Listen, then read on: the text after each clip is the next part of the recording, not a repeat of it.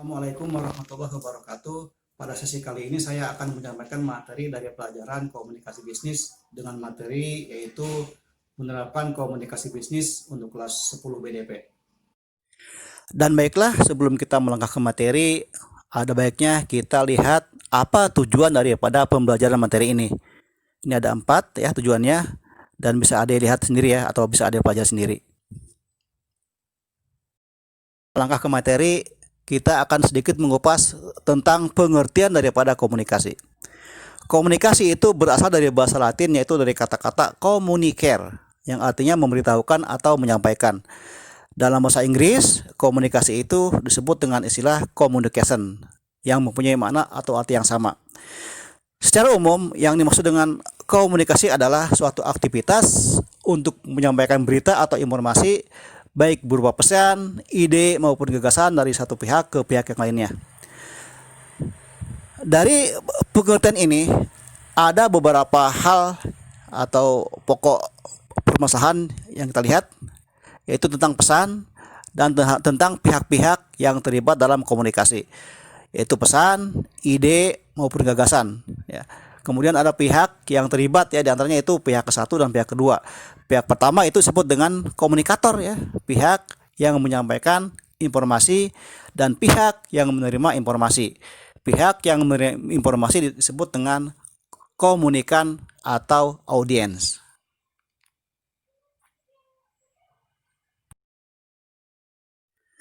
Untuk materi selanjutnya itu tentang unsur-unsur komunikasi. Di sini ada 5 unsur. Yang pertama komunikator ya. Komunikator artinya orang yang menyampaikan informasi kepada pihak kedua. Di sini ada hal-hal yang harus dikuasai oleh seorang komunikator, antara lain yaitu pertama, ia harus menguasai teknik bicara ya. Jadi harus menguasai teknik bicara ya. Kira-kira apa yang akan ia sampaikan, bagaimana tekniknya sehingga apa yang ia sampaikan dapat dicerna atau diterima oleh seorang komunikan atau para audiens. Yang kedua yaitu menguasai materi ya. Dalam menyampaikan materi ini ada 3 hal yang harus diperhatikan ya. Bagaimana kita menyampaikan salam pembuka, bagaimana kita menyampaikan isi informasi, dan bagaimana kita menutup daripada penyampaian materi. Yang berikutnya itu memilih media yang tepat ya. Dalam hal penyampaian informasi, ada baiknya kita menggunakan media yang betul-betul dapat menarik oleh seorang komunikan atau audiens. Biasanya ini lebih menarik untuk menggunakan gambar atau audio visual ya. Ini akan lebih menarik bagi seorang komunikan. Yang berikutnya menyusun isi atau materi dengan baik ya. Jadi pada saat kita tampil, pada saat kita bicara itu kita tidak gugup ya, karena kita sudah siap dengan materi, dengan apa yang akan kita sampaikan. Yang berikutnya memiliki kredibilitas yang baik ya, memiliki tingkat kepercayaan yang baik ya, yang harus dimiliki seorang komunikator ya. Yang berikutnya mempunyai kemampuan untuk memberikan feedback yang diberikan oleh seorang komunikan ya. Semakin banyak feedback yang disampaikan, maka sini komunikasi akan dikatakan ya berjalan baik karena adanya komunikasi 2 arah. Unsur yang kedua adalah pesan. Pesannya itu informasi yang disampaikan oleh seorang komunikator kepada komunikan. Bentuk pesan ini ada 3 macam ya. Ada yang sifatnya informatif atau informasi, ada yang sifatnya persuasif atau bujukan atau ajakan, dan ada yang sifatnya koersif ya. Informatif artinya bahwa pesan yang disampaikan itu berupa informasi ya, atau berupa pengumuman ya. Contohnya pengumuman yang ditempel di suatu papan pengumuman ya.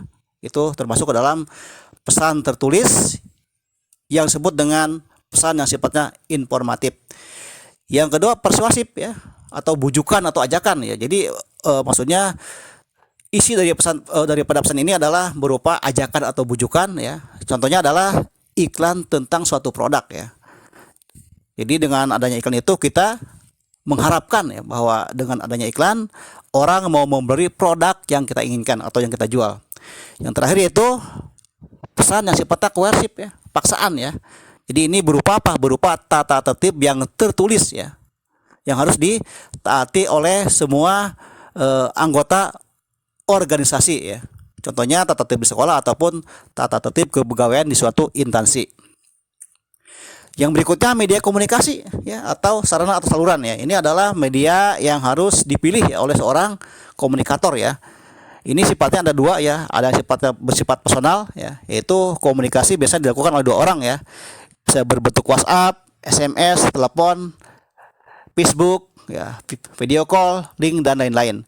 Yang kedua, media komunikasi yang sifatnya massa ya, yaitu untuk masyarakat luas ya. Bisa kita sampaikan via televisi, radio ataupun media cetak ataupun majalah.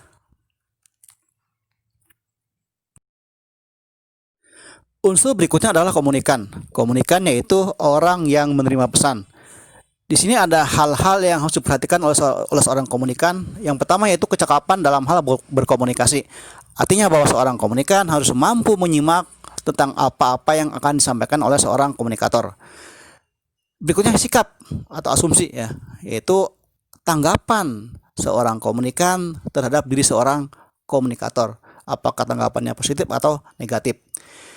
Yang berikutnya pengetahuan atau pendidikan, di mana semakin tinggi tingkat pendidikan seorang komunikan maka akan semakin baik pula pada saat ia menerima atau menyimak suatu pesan.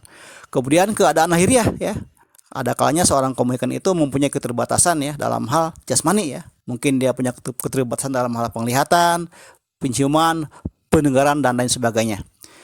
Yang terakhir itu feedback, yaitu respon ya. Semakin banyak respon yang terjadi ya, semakin banyak tanggapan yang terjadi, maka dikatakan bahwa komunikasi telah berjalan dengan baik karena telah terjadi komunikasi yang sifatnya dua arah.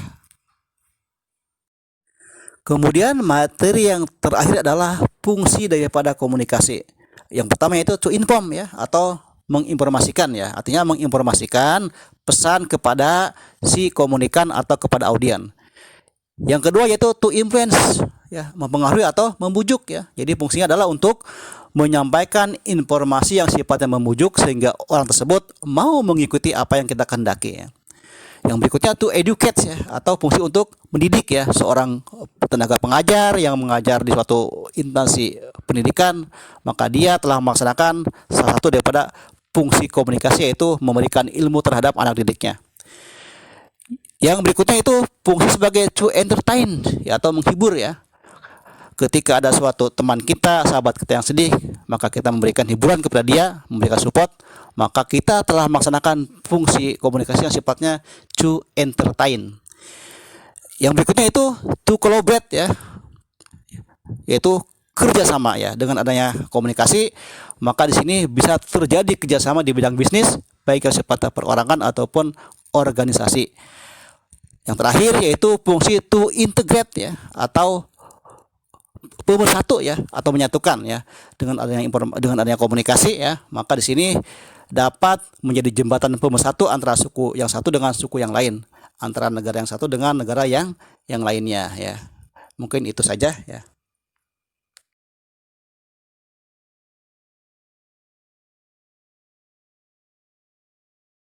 Dapat saya sampaikan, jangan lupa berikan komen di tempat yang telah disediakan, karena komentar yang kamu sampaikan merupakan bahan evaluasi bagi saya untuk memberikan penilaian terhadap materi yang saya sampaikan.